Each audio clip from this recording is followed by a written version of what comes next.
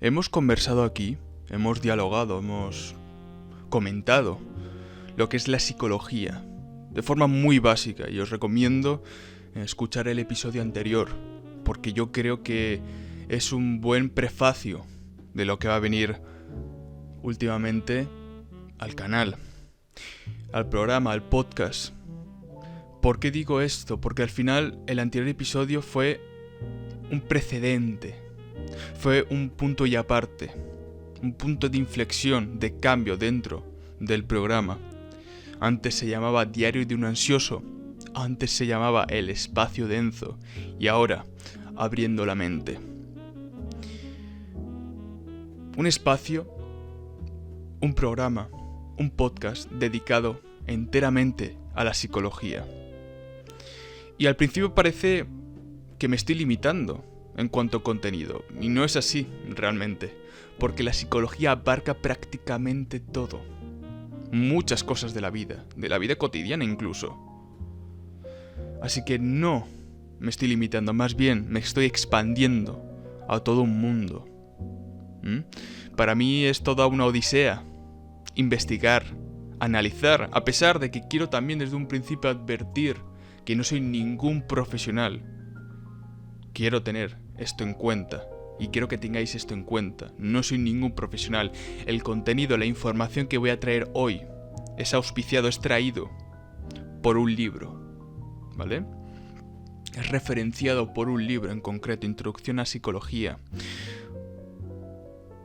Un medio que ya he exportado en forma de vídeo en el anterior episodio. Por lo tanto, quiero también desde un principio advertir que quizás no soy la mejor persona para poder conversar y dialogar con respecto a este tipo de situaciones psicológicas. Sin embargo, más bien estos episodios los hago con el afán de aprender, con el afán de investigar y de, si me equivoco, aprender con ello. Decir, de acuerdo, me he equivocado, voy a ver por qué me he equivocado. Al final, de hecho, yo tengo esta reflexión, este mantra, esta filosofía, de que realmente se aprende más equivocándote que acertando, curiosamente. Porque cuando tú erras, cuando tú te equivocas, estás más presente con respecto a la equivocación, al error. ¿Por qué? Porque normalmente, al menos desde mi punto de vista, personalmente, quiero controlarlo todo. Es una de mis cualidades, no sé si decir cualidades realmente, pero es algo que me representa. Quiero controlarlo todo, quiero que todo el mundo esté bien alrededor mío. ¿Verdad? Y por lo tanto, cuando yo me equivoco, digo, descontrol, ¿no? Por lo tanto, le presto más atención. Pero bueno, independientemente de la reflexión que acabo yo de expresar, quiero decir eso, que hemos hablado de la psicología, ¿no? Pero hay que decir una cosa. Hemos hablado de la psicología de forma superficial. Quiero comentar esto de una forma terapéutica. Y está bien, a mí me encanta. A mí me encanta poder desglosar y con ello analizar las conductas de los demás y la mía propia sobre todo, porque yo la reflexión también que tengo es que si quieres conocer a los demás, si quieres empatizar, primero conócete. Esto es así, para mí es un mantra, para mí es máxima. Y esto es así, porque yo veo ciertos matices en la gente que tengo yo también. Y de hecho en el programa, cuando he tratado, ni muchísimo menos soy ningún profesional, pero cuando he hablado, cuando he conversado, cuando he entrevistado a personas con ciertos trastornos, les preguntaba una cosa en concreto, y era si le pasaba esto, si le pasaba lo otro. Y es curioso porque normalmente ellos decían, sí que me pasa esto, Enzo, esto va relacionado con mi condición. Es muy curioso porque realmente lo que comentaba en las preguntas, decir, oye, ¿te pasa esto, te pasa lo otro? ¡Me pasaba a mí! Y es lo curioso, al final, que si tú aprendes, te conoces, puedes conocer a los demás, al menos con una cierta predisposición a entender a los demás. Y viceversa, porque hay matices que los demás tienen y que tú tienes, y con ello puedes aprender también. Es algo recíproco, podríamos decir, ¿verdad? Pero bueno, me estoy yendo por las ramas, ¿no? Como aquel que dice. Pero es verdad, a mí me gusta irme por las ramas y creo que es lo característico dentro del programa, tanto para lo bueno como para lo malo. Yo sé que la retención, por ejemplo, de audiencia quizás es menor, porque no entro, podemos decir, al tema principal, ¿no? Que nos reúne en el vídeo, pero sin embargo es algo que me gusta, de poder divagar. Al final es algo característico mío. Y pido perdón desde un principio por esta, iba a decir cualidad, pero no sé si considero cualidad. Rasgo. Rasgo. Mejor lo dejamos ahí, más neutral, podríamos decir, vaya. Pero bueno, como he comentado, hemos hablado de forma superficial, pero no en tono científico, no en un aspecto científico. Y es algo que debo decir que mea culpa. Porque podría ya desde un principio poder poner sobre la mesa esos factores, ¿no? Que se implican en la conducta, pero sin embargo no lo he hecho. Pero bueno, mejor tarde que nunca, como aquel que dice, ¿verdad? Por lo tanto, hoy va a ser un episodio científico dentro de la medida de lo posible. Como digo, desde un principio no soy ningún profesional, pero a mí me fascina. Fijaos, me fascina la ciencia porque yo soy una persona que necesita la solución, necesita la explicación. No me gusta tener las cosas a ascuas. Y la ciencia, en su mayoría, hay muchas cosas que no se han explorado y sobre todo en la psicología, pero bueno, poco a poco. Pero me gusta porque al final te dice la solución, te dice el porqué, el motivo de una conducta, por ejemplo. ¿Por qué yo ahora mismo estoy... ¿Cómo puede ser que esté ahora mismo viendo, hablando, respirando? ¿Cómo es esto? Todo viene de un sistema. Nosotros somos más complejos de lo que parece. A veces nos tendemos a infravalorarnos. E incluso también a los animales. Nosotros también somos animales. Y hay cosas que, creedme chicos, que somos muy parecidos a los animales. Bastante parecidos. Menos cositas puntuales, sobre todo cognitivas. Pero por lo demás, somos muy, muy parecidos. ¿Verdad? Pero bueno, a mí la ciencia me fascina por eso, y yo le tengo mucho respeto a la comunidad científica, muchísimo respeto, porque requiere un esfuerzo, y ser científico también tiene un afán de poder investigar, es como un aventurero, y eso es así, es un explorador, y además hay científicos que buscan, indagan, se esfuerzan para poder ayudar a los demás, para poder brindar conocimiento al mundo, y eso me parece maravilloso, me parece una causa noble. Por eso hay que tenerle respeto a la comunidad científica. Y a veces no se le tiene mucho respeto. Una cosa es que te guste o no te guste. Eso, quieras o no, al final es algo intrínseco en ti. Y cada uno tiene sus gustos, por supuesto. Esto es innegable. Pero hay que tenerle respeto a la ciencia. Hay que tenerle respeto. Porque nos ha ayudado muchísimo. Incluso ya en la vida cotidiana. Y creedme, y esto es un consejo para las personas que, oye, tienen ese hambre o están vacías diciendo, ¿qué puedo hacer ahora mismo? Podéis hacer una cosa, chicos, leed un libro. Y quizás soy un poco pelmazo, pero leed un libro, por ejemplo, de ciencia. Desde lo más básico, no hace falta entrar a lo más complejo, ni muchísimo menos. De hecho, es una falta grave. Una falta grave empezar por el tejado. Empieza por los cimientos. Si quieres entender algo, explora. Investiga, indaga. Como yo estoy haciendo, y yo no soy ningún genio, ni muchísimo, me he equivocado tantas veces que he perdido la cuenta. Pero aquí estoy indagando, explorando, y me siento tan realizado a pesar de que simplemente estoy leyendo. Pero leer te otorga una cantidad de información. Es un mundo. Es toda una odisea, una aventura. Y para mí es fascinante.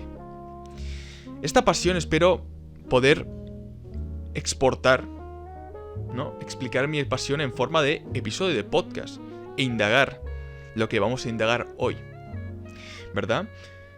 Vamos a hablar de la psicobiología y de la neurociencia.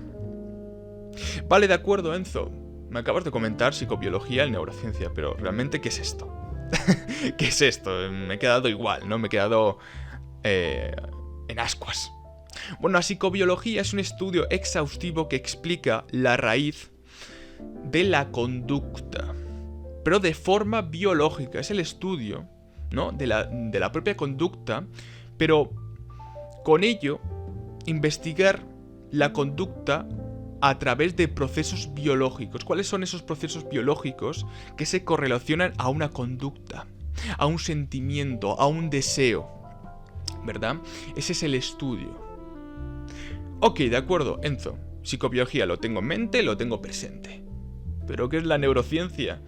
Escucho esa palabra y ya me abrumo, ya está. Ya me quiero ir de aquí, me quiero ir de este episodio porque... No, ni muchísimo menos. Todo se empieza desde lo básico, como dijo René Descartes. Al final todo empieza desde lo más básico, poco a poco. No hace falta abrumarse. Como digo ya desde un principio, no hay que empezar la casa por el tejado. Y la mente te manipula.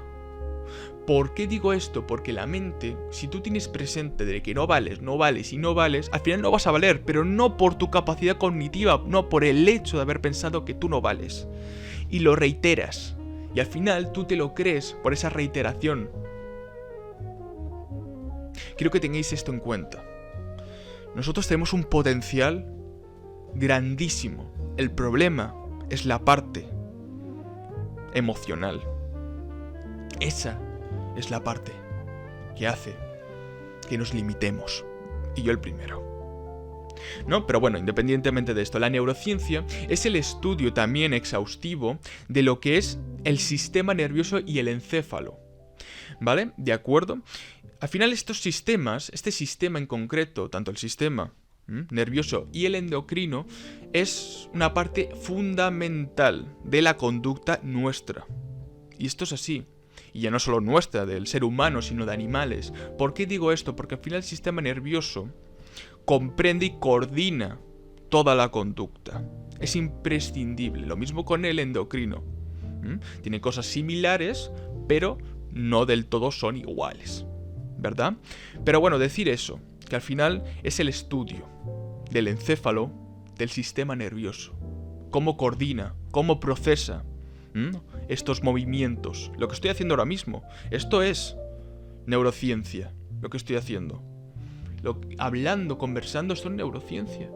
Por eso digo que es fascinante el mundo de la ciencia, porque te demuestra que no sabemos ni la misa ni la mitad. Y esto es así. Parece que sabemos lo que es conversar, lo que es procesar un pensamiento, lo que es exteriorizar un pensamiento, el habla en sí. Pero realmente no es así. No es así. Tenemos mucho más de lo que parece. Por eso hablo de que hablamos de forma superficial de lo que es la ciencia y la psicología. Porque hay mucho más. Mucho más, un mundo. Es como cuando, por ejemplo, os pongo una situación, un ejemplo, ¿vale? Bastante tonto, pero bueno. Disfruto poniendo sobre la mesa este ejemplo. Y es, imaginaos que, pues bueno, vivís en una casa, bueno, por mucho tiempo. Al final es tu casa, la casa de la familia. Lleváis, pues, unos cuantos años viviendo allí. Pero hay un punto en concreto, un día en concreto, que te topas con algo. Al parecer una especie de puerta detrás del armario de tu habitación. ¿Qué? O sea, llevas toda una vida prácticamente en esa casa y ahora te das cuenta de que hay una puerta secreta. ¿En serio? Eso es la neurociencia. Eso es la ciencia. La biología. Algo que está muy presente dentro de tu vida, pero no te das cuenta realmente de lo que hay. Del todo. De lo complejo que es. Vale, de acuerdo, Enzo. Neurociencia.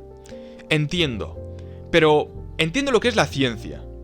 Pero esto de neuro, ¿eso qué es? Neuro de neurociencia. Neuro viene de neuronas. ¿Y qué son las neuronas, Enzo? Que me he quedado igual. Pues las neuronas son la unidad celular más importante de todo un sistema. del sistema nervioso. Al final las neuronas actúan como mensajeras, tienen una información en concreto, ¿vale? Y la trasladan a un punto, ¿no? Determinado. Básicamente es la unidad, ¿no? Que a la hora de sumar unidades, forma todo un sistema, ¿no? Esto es como, por ejemplo, el sistema de trabajo de las hormigas. Al final hay todo un sistema. Es fascinante también el tema de las hormigas en sí, ¿no? Cómo gestionan, cómo lo hacen en sí, en general. ¿Cuál es su modus operandi? Pues más o menos aquí también. Con respecto a las neuronas. Porque al final es la unidad básica, pero a la vez muy importante del sistema nervioso. Se dedican a transportar. Y al final el conjunto de ellas forma todo un sistema. Y dentro de estas neuronas, ¿no? De estas células, hay varias. Hay tipos de neuronas dentro del sistema. Y os voy a comentar unas cuantas. Hay una en concreto que es las neuronas sensoriales. ¿Qué son las neuronas sensoriales? Básicamente estas neuronas transportan información de los órganos sensoriales, es decir, pues esos órganos que perciben, ¿no? Que por ejemplo perciben daño. Y transporta la información, ¿no? Sensorial del daño, por ejemplo, al encéfalo, para que el encéfalo procese ese daño y lo exteriorice en forma de daño, de dolor, de sentimiento. Y es curioso porque el proceso es casi instantáneo, o prácticamente instantáneo, vaya. Pero por eso digo que es muy curioso, ¿no? Porque al final todos estos procesos son muy complejos, pero a la vez se hacen de forma tan rápida, sumamente rápida, que ni lo notamos. Pero están ahí. Están ahí. ¿Verdad? También hay otro tipo de neurona. Y es la motora, ¿no? Eferente. La otra era aferente. También es podemos decir, un sinónimo, ¿no? Es otra manera de decirlo. En este caso es eferente, motora. Esta neurona en concreto se encarga de transportar la información de movimiento, como su nombre indica, motora, ¿no? Pasa del encéfalo, se crea esta propia neurona o está presente del encéfalo y lo transporta la información, las neuronas, transporta la información a, por ejemplo, a un músculo, a una glándula. Por ejemplo, ahora estoy moviendo la mano, ahora mismo, y esto es auspiciado por las neuronas motoras. Esto lo hace las neuronas motoras ahora mismo. Así que es muy curioso que esté explicando lo que es la propia neurona en sí, cuando realmente ahora mismo lo estoy haciendo. Es muy curioso, es tan irónico. Es que parece un chiste. Es fascinante, es increíble. Es increíble lo que pueden hacer, ¿verdad? Hay otra neurona, otro tipo de neurona, que son las neuronas interneuronas. Sí, hay neuronas, son neuronas que se asocian a otras neuronas. Básicamente su papel es transportar información, ayudar a transportar la información. No tienen, podemos decir, una cualidad per se, pero sí son como neuronas complementarias, ¿no? Que complementan el envío de un mensaje, ¿no? Son neuronas que se asocian al contexto, a otras neuronas.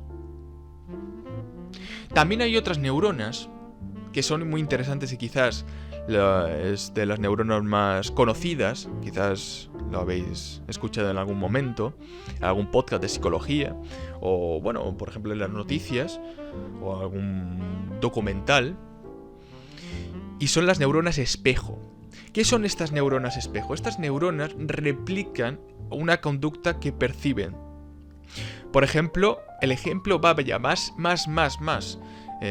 claro, más conocido, y que nos ha pasado prácticamente a todos, es el bostezo. Cuando nosotros vemos a una persona bostezar, normalmente hay un gran porcentaje de que nosotros también bostecemos a partir de ese bostezo. Y eso es Eso es auspiciado por la neurona espejo, por eso se llama también neurona espejo, porque al final es un reflejo, ¿no?, de otra conducta y que nosotros replicamos. Sería básicamente la neurona en concreto. Vale, de acuerdo. Esto está muy bien, Enzo. Me has hablado de los tipos, me has hablado de lo que es la neurona en sí, cuál es su función, pero quiero saber cómo se constituye, cuáles son sus formas, cuáles son sus aspectos, sus partes, ¿no? Tranquilo, que te lo voy a comentar. Tranquilo o tranquila, que te lo voy a comentar ahora mismo. La neurona es una célula muy compleja. Muy, muy, muy compleja. Y es curioso porque tenemos muchas de ellas. Pero es muy compleja y tiene varias partes que vamos a desglosar ahora mismo. Tenemos el núcleo, ¿no? Y el núcleo podríamos decir que es una parte importante. Todas son partes importantes, las que voy a comentar ahora mismo, pero esta en concreto es muy importante porque contiene algo que nos define como personas, y es los cromosomas. Y son los cromosomas. ¿Qué son los cromosomas, Enzo? Bueno, este es un apartado genético, ¿no?, del gen, que ahondaremos en otros episodios, pero bueno, para hablar de forma muy, muy, muy simple, ¿vale? Para no tampoco alargar mucho lo que es el episodio en sí, básicamente estos cromosomas son unidades que se forman o que se emparejan, vaya, en pares, ¿no? Cada célula tiene 23, exceptuando algunas en concreto, como pueden ser las gónadas, pero bueno, eso podríamos entrar ya en otro, ya en el apartado del gen, ¿no?, que también es muy interesante y os recomiendo mucho también indagar, y cuando haga el episodio, pues bueno, que lo escuchéis, por supuesto, yo encantado. Al final es un afán, el mero hecho de comentar, de dialogar. Pero bueno, independientemente de eso, comentar eso, que dentro del núcleo están los cromosomas, y dentro de los cromosomas, estos cromosomas en concreto, contienen básicamente genes. Y estos genes contienen ADN. Imagino que os sonará lo que es el ADN. Al final el ADN es un componente químico imprescindible en el ser. Y con ello hace que exterioricemos ciertas conductas, ciertos rasgos. Por ejemplo, pues auspiciados por nuestros padres. Sino porque yo, por ejemplo, me puedo parecer a mi madre físicamente, o incluso en actitud, o en mi padre, o en mi hermana, por los genes, ¿no? Pero bueno, eso es un tema ya, como he dicho en un principio, que ahondaremos un poquito más adelante, ¿no? Pero bueno, comentar eso, que el núcleo es esto. También está el cuerpo celular, que básicamente comprende toda la estructura de la neurona, ¿no? También tenemos las dendritas. ¿Y qué son las dendritas, Enzo? Básicamente las dendritas, como estaréis viendo en pantalla, son como unos filamentos pequeños que actúan como receptores. Hemos hablado de que al final las neuronas transportan información, pero también reciben información.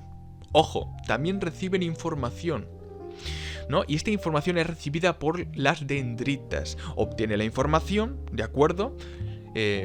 La traspasa al cuerpo celular, a lo que es la neurona en sí, y transporta el mensaje de cara al exterior, ¿no?, a la siguiente neurona. Pero primero pasa por una hendidura, podríamos decir, por un espacio sináptico, pero bueno, que ahondaremos un poquito más adelante, ¿verdad? Pero bueno, decir eso, que al final las dendritas son receptoras, ¿verdad? Pero bueno, el caso es que estas dendritas en concreto son una parte fundamental de la sinapsis, que ahondaremos también un poquito más adelante, no en mucho tiempo.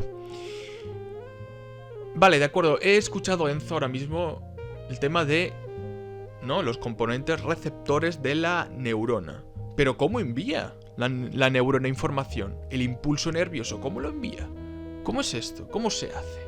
Bueno, la neurona envía la información, los mensajes, en forma de un filamento nervioso que se ramifica dentro de la propia neurona, que se llama axón. Su nombre es axón. Y el axón básicamente hace la acción de transportador, ¿no?, de transporte.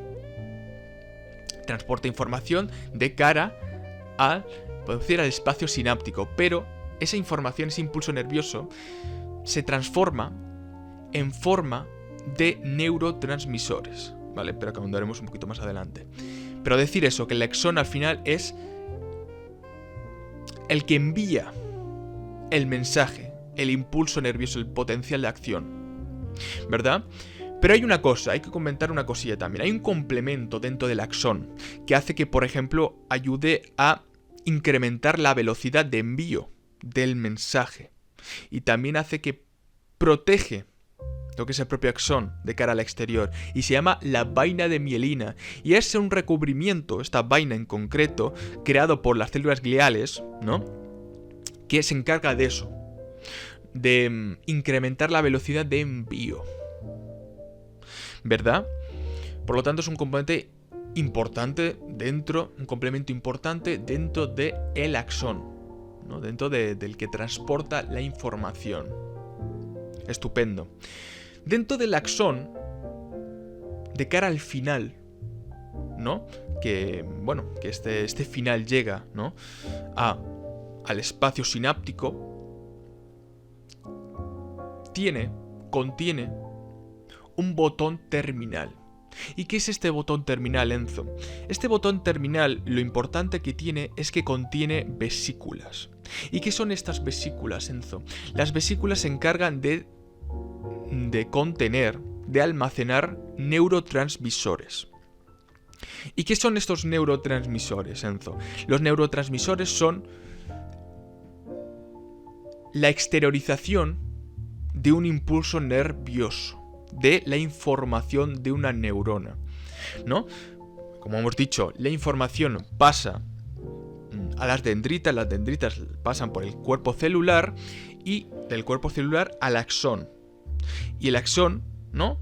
Pasa al axón y llega al botón terminal, es decir, a las vesículas. La información, como he dicho, se transforma en forma de neurotransmisores y estos neurotransmisores pasan al exterior, ¿no? Sí, al exterior, podríamos decir. Al espacio sináptico. Y ese espacio sináptico es importante porque al final estamos hablando de que las neuronas no se interconectan de forma pragmática. No, hay una hendidura, un espacio pequeño, ¿no? Donde delimita una neurona de otra, ¿verdad? Y estas neuronas, corretean por el espacio sináptico y llegan y alcanzan la otra dendrita de la otra neurona. Como hemos dicho, esta interconexión, esta conexión, todo este sistema, es que es un sistema, es que es tan complejo, es tan maravilloso, es increíble lo que hace nuestro cuerpo. Y nosotros sin darnos cuenta. Es curioso porque forma parte nuestra, pero no lo comprendemos hasta que lo estudiamos, hasta que analizamos, hasta que investigamos, ¿no? Pero bueno, decir eso, que al final es todo un sistema, ¿verdad? Vale, de acuerdo, he escuchado, Enzo, el tema de espacio sináptico, pero ¿qué es el espacio sináptico? ¿Qué es esto de sinapsis? ¿Y de dónde viene el espacio sináptico? Bueno, como he dicho ya, que ya he hecho un poquito de spoiler, viene de la sinapsis. Vale, Enzo, me he quedado igual. ¿Qué es la sinapsis? La sinapsis es el conjunto de todo el transporte y también la recepción del mensaje. ¿Qué quiere decir esto? Al final la sinapsis comprende el axón, el botón terminal, la vesícula, los neurotransmisores, el espacio sináptico que delimita una neurona de otra y las dendritas, que son básicamente la parte receptora del mensaje.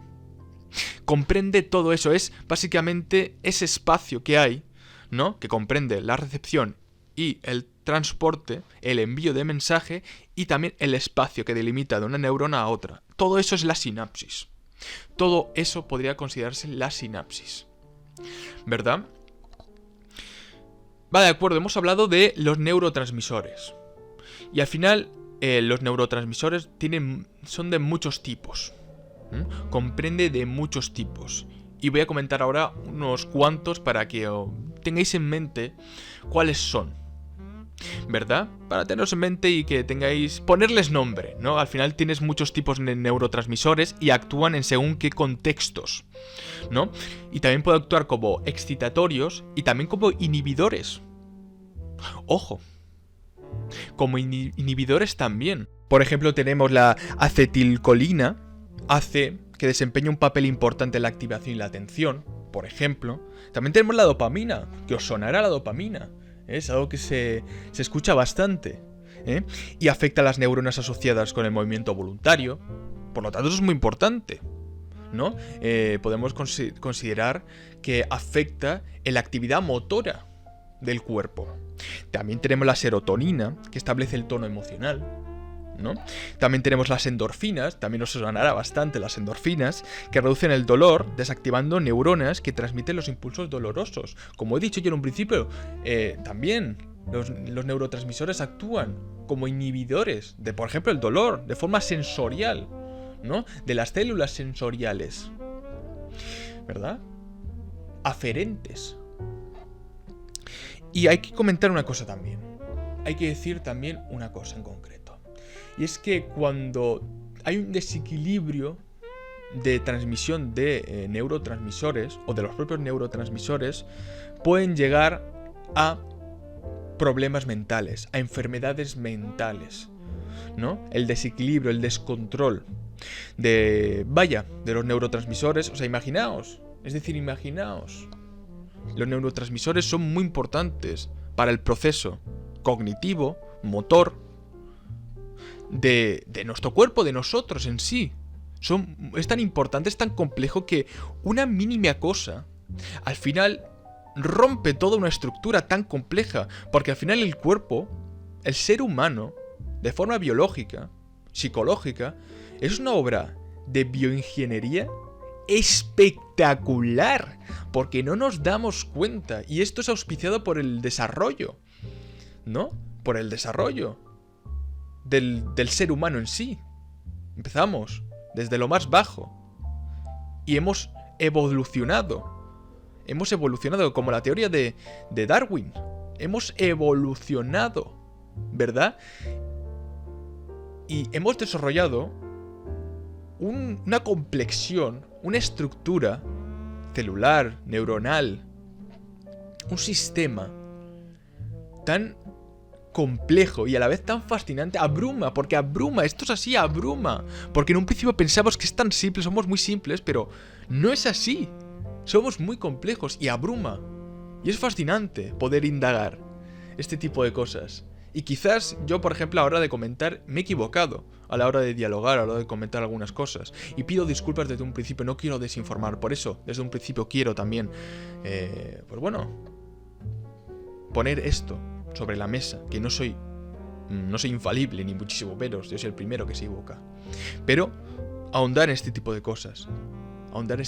Pero bueno, quiero decir eso, el tema de que al final, cuando tienes un desequilibrio, ¿no?, con respecto a la transmisión o los neurotransmisores, pueden llegar a estos, podríamos decir, problemas mentales, ¿no? Hemos hablado de la transmisión de mensajes, hemos hablado de los neurotransmisores, incluso de los tipos de neurotransmisores, hemos hablado de la sinapsis, hemos hablado de hendidura sináptica, hemos hablado del espacio sináptico, hemos hablado de los axones, hemos hablado del botón terminal, de la vesícula terminal, de las dendritas, del núcleo, del cuerpo celular o soma, de los genes, de los cromosomas. Pero quiero hablar un poquito de la clasificación de acciones, de la clasificación de potenciales. ¿Qué son estos potenciales, Enzo? Pues bueno, estos potenciales se dividen en potencial de acción y de reposo. ¿Qué son estos potenciales, Enzo? El potencial de reposo es una situación en concreto que se somete a la célula, a la neurona. Y es cuando, obviamente, está en reposo, está en descanso, podríamos decir. Como nosotros, vaya. Al final nosotros somos una exteriorización de la propia neurona. La neurona somos nosotros. Curiosamente, ¿verdad? Pero bueno. Al final es como una especie de secreto, de búsqueda del tesoro, vaya, ¿no? Pero bueno. Disculpadme si me enrollo muchas veces. Pero bueno, es fascinante, me impresiona. El caso es que este potencial de reposo es una situación que se somete la propia neurona, la propia célula, y es cuando la propia neurona tiene iones negativos, más iones negativos en el interior de cara al exterior, porque el exterior tiene iones positivos, ¿no? Y por lo tanto no hay ninguna descarga y está descansando la propia neurona, la propia célula. Tiene iones dentro, ¿no?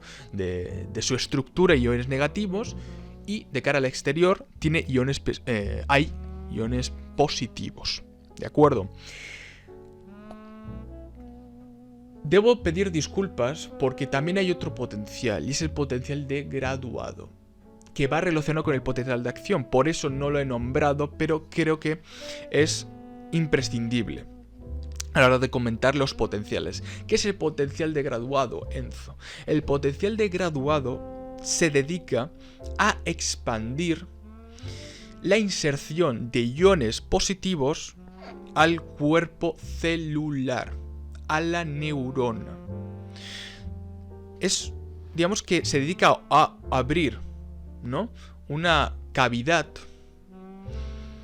en la célula, en la neurona, y eso hace que se adentren las neuronas, los iones positivos a la neurona, ¿de acuerdo? Y eso hace que la propia célula tenga más iones positivos que negativos. Pero el potencial de graduado tiene una cosa importante, es que no solo tiene una abertura. Cuando tú abres una estructura, cuando tú abres una parte en concreto de la estructura celular, hace que partes de la estructura de la célula también se abran. Es como una propagación de abertura, ¿verdad? Y con ello hace que más iones puedan entrar y de forma más acelerada, ¿no? Cuantas más aberturas, más cabe. Más información cabe, por ejemplo, ¿no?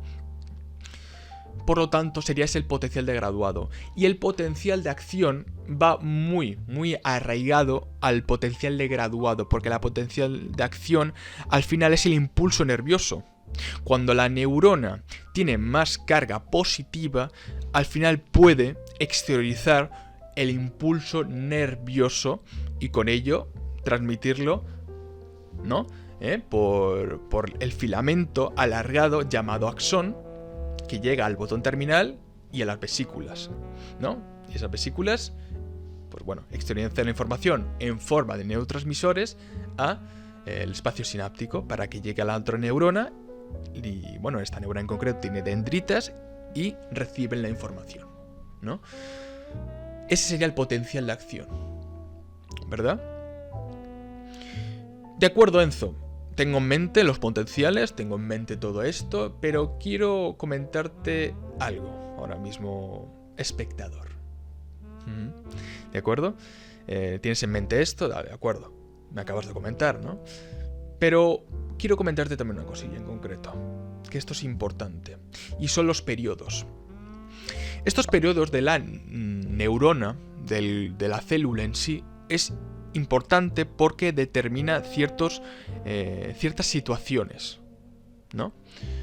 Ciertas situaciones importantes para analizar, para estudiar, para dialogar y para conversar, ¿no? Como ahora mismo estoy haciendo, vaya. Los periodos en sí.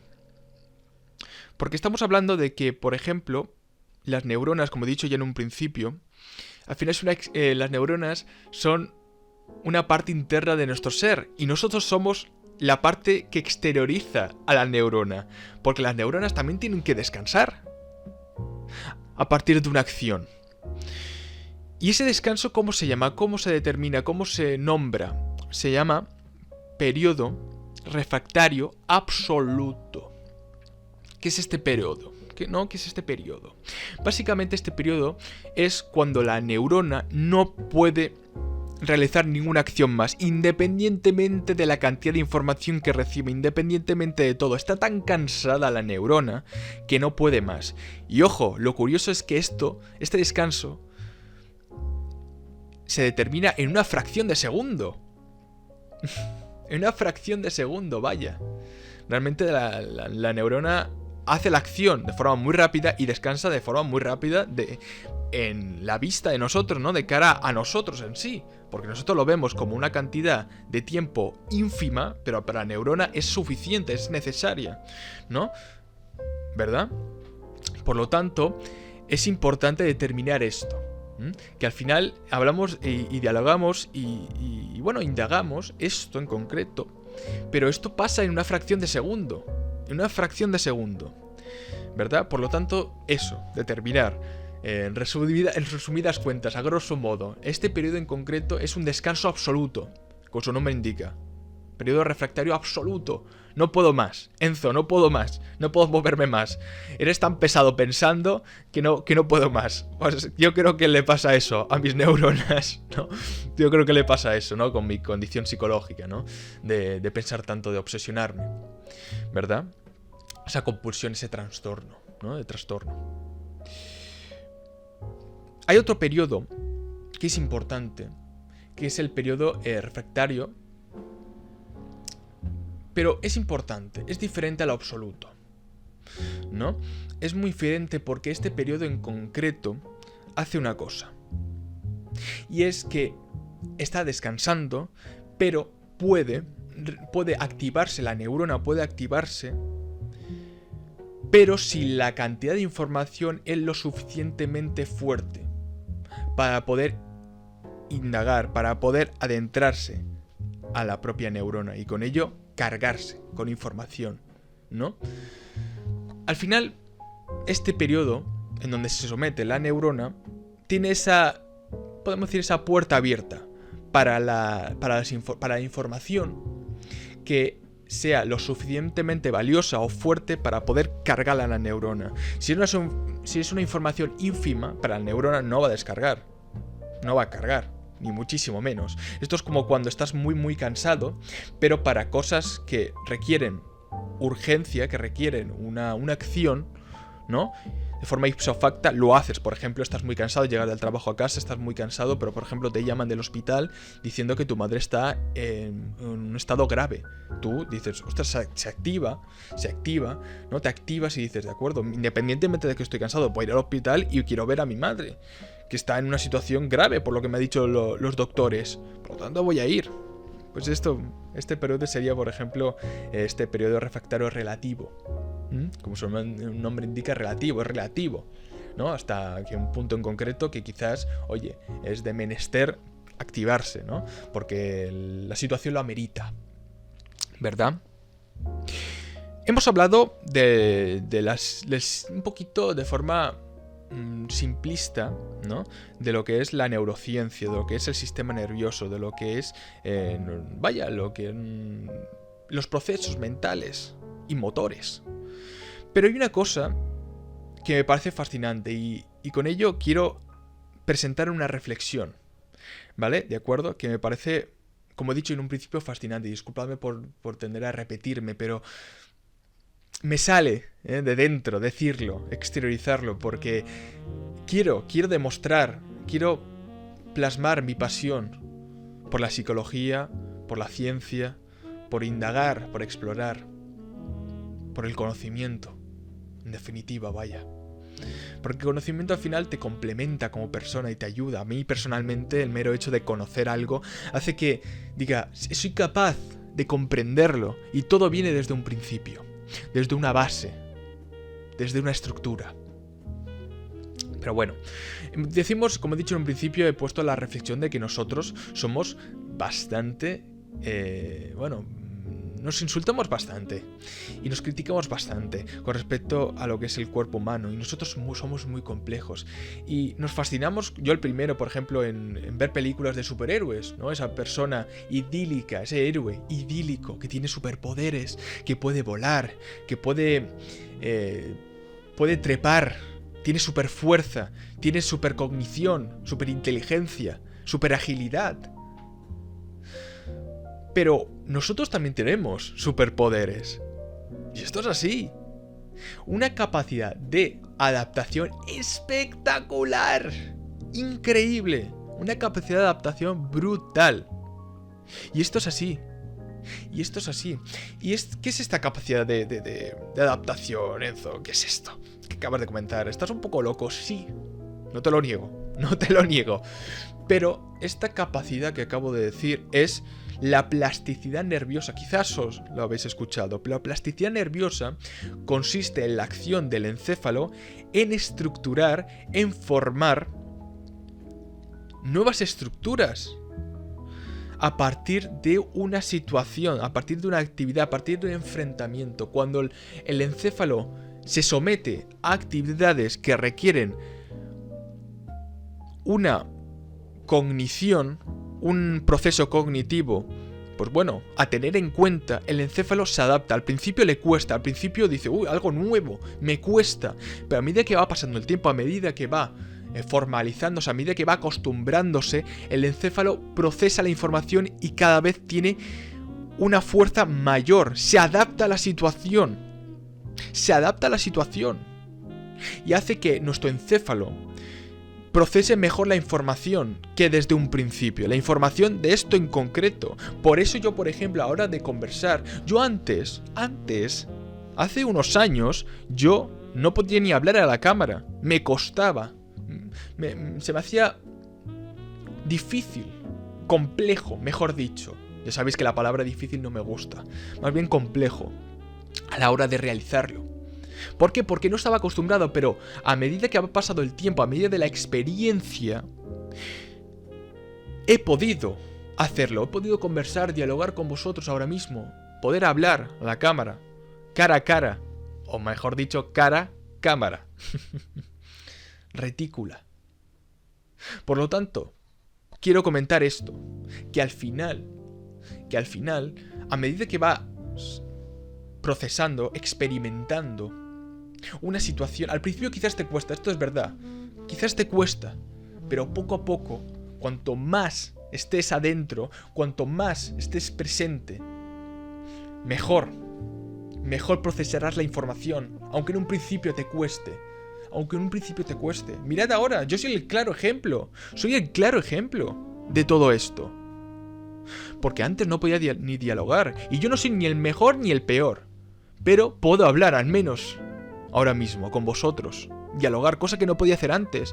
Y que el mero hecho de poder yo, por ejemplo, estar en un congreso, hablar con no sé cuántas personas, con cientos de personas, hablando de mi situación psicológica, como antes que no podía hacerlo, para mí eso es un superpoder. Y no solo lo tengo yo, no me considero ni un superhéroe, ni muchísimo menos, ni un superhombre.